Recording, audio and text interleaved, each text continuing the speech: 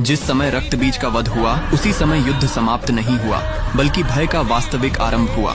जैसे ही रक्त बीज का अंतिम रक्त काली के मुख में समाया, माता का रूप शांत नहीं हुआ बल्कि और भी उग्र होता चला गया। उनका नेत्र लाल हो चुके थे, जिह्वा बाहर थी, उनके चरण जहाँ पड़ते वहाँ पृथ्वी फट जाती, दिशाएं कांपने लगी। देवताओं को आभास हुआ कि अब यह तांडव केवल असुरों के लिए नहीं रहा बल्कि संपूर्ण सृष्टि के लिए संकट बन चुका है। देवता भयभीत होकर ब्रह्मा और विष्णु के पास पहुँचे।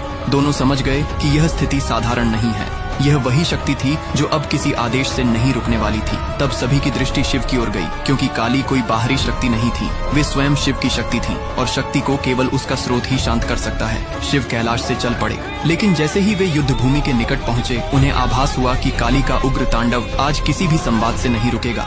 माता उस अवस्था में थी जहाँ चेतना केवल संहार जानती है। तब शिव ने वह मार्ग चुना जो केवल वे ही चुन सकते थे। शिव माता काली के मार्ग में जाकर भूमि पर लेट गए।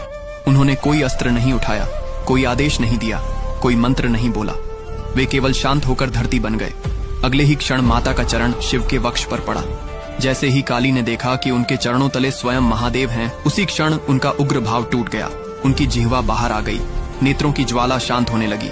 उन्हें बोध हुआ कि जिस संहार को वे रोक नहीं पा रही थीं, वह स्वयं उनके स्वामी पर आ गया था। उसी क्षण तांडव थम गया, पृथ्वी स्थिर हो गई, दिशाएं शांत हो गईं और माता काली पुनः करुणा में लौट आईं। शास्त्र कहते हैं यह कोई पराजय नहीं थी, यह शक्ति और चेतना का मिलन था, जहां शक्ति स्वयं को उसके स्रोत में पहचान लेती है। कमेंट में जय मां काली जरूर लिखे। हर हर महादेव।